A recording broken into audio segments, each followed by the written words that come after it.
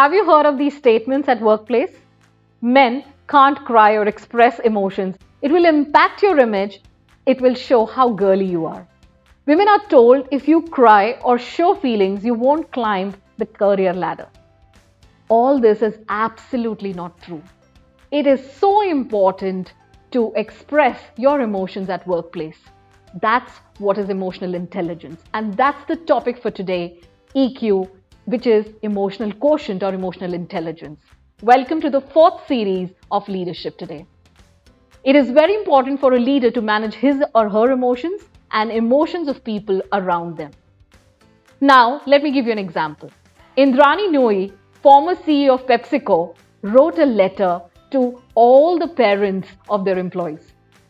This note read, "Thank you for the gift of your child to our company." This gesture moved Noy's team members and their parents.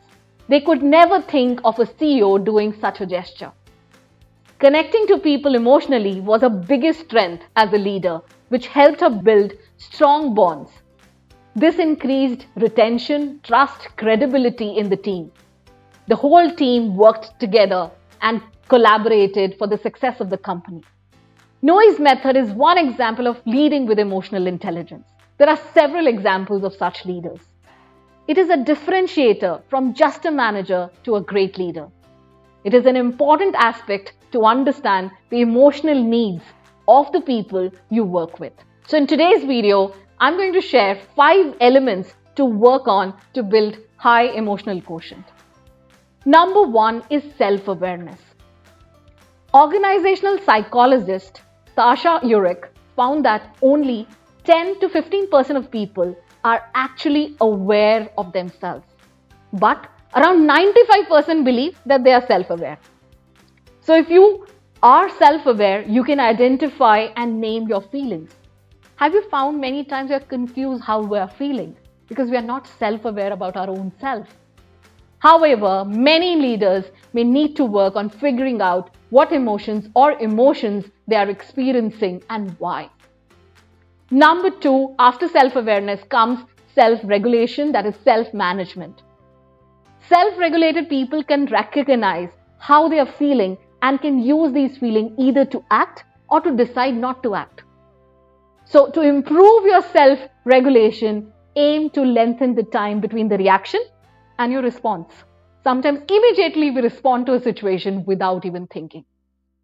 The shorter the time between them, the more likely that your decision you will regret. So it's important to remember that you pause, take a deep breath, and collect yourself before responding. Don't take hasty decisions. Number 3 is active listening. It is so important that if you start listening actively to your team, you'll start understanding their point of view. 4th, building up your empathy. Leaders who lack empathy may employ a one-size-fits-all management side. That doesn't account for each employee's preference and goals. I'll give you an example. If you're very blunt, you have a critical style of performance reviews. For sensitive employees also you do this. There are certain people who will really feel very low after the performance review. So you need to customize your performance review according to the person's needs, understanding their emotional needs. Number 5, social skills are really needed to have EQ. For instance, you will need to learn to praise others, resolve conflicts, and remain open to both negative and positive development.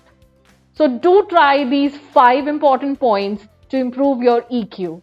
And this will bring a shift from a manager to a great leader. This is maybe the point which is stopping you to grow and climb up the career ladder. And believe me, EQ is not only which is needed in the professional life, it is needed in your personal life to be happy and contented. Follow for more tips. Do subscribe to my channel. Take care. Bye-bye.